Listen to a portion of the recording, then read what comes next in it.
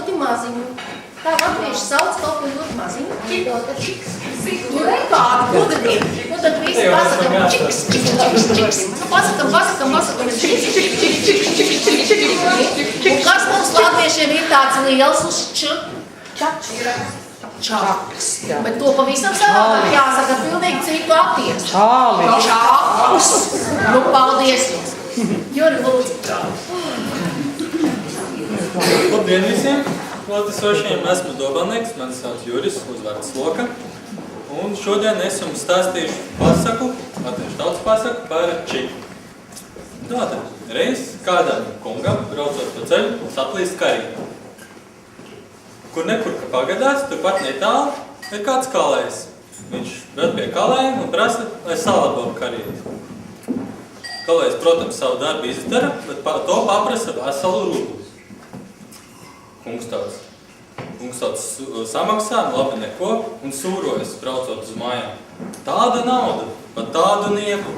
Šis kalējs noteikti pelna vairāk nekā pats kungs.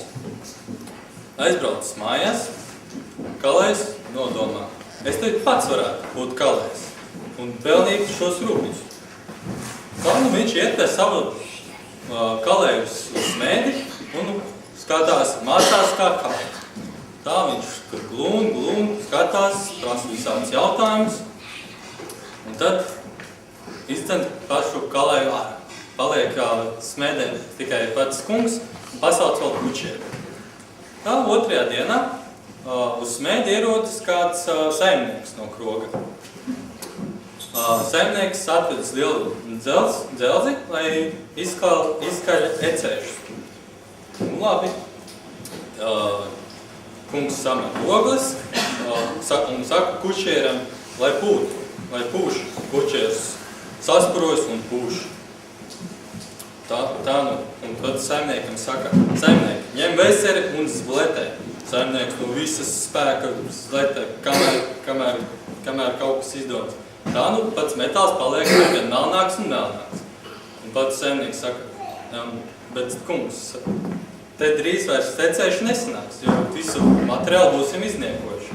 Sanāk, tu tikai nemāki mest zletē. Nomēnies kučēri ar saimnieku, tev spēcīgākas rokas. Kučērs arī cenšas zletē nekā. Tā nu, dzels paliek ar vien mazāk.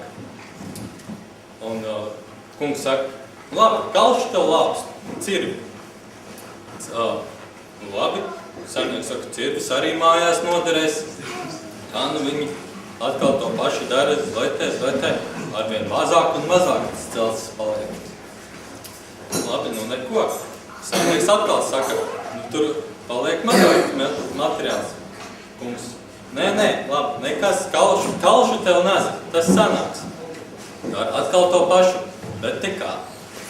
Arvien mazāk un mazāk tas paliek. Tā nu saimnieks, tā nu kungs saka, nu labi, kalšu tev īlēnu. Saimnieks atbild, nu, īlēns arī mājās noder. Tā nu kaļ un čiks. Nav nekas vairs, no metāla palicis.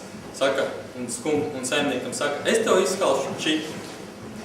Tā nu viņš izdara to pašu, iemet ūdenī un čiks. Pats materiāls izkūp gaisā. Pa to paprasa veselu rubli pa darbu. Pat saimnieks saka, nu nē, man nav tādas naudas. Es tev samaksāšu ar kviešiem, man ir daudz kvieši. Tā nu labi. Tā nu kungs paņēmis savu maisu un ar kučieru dodas pie saimnieka uz klēti. Pa ceļam kungs kučieram saka, tu paliksi ārā.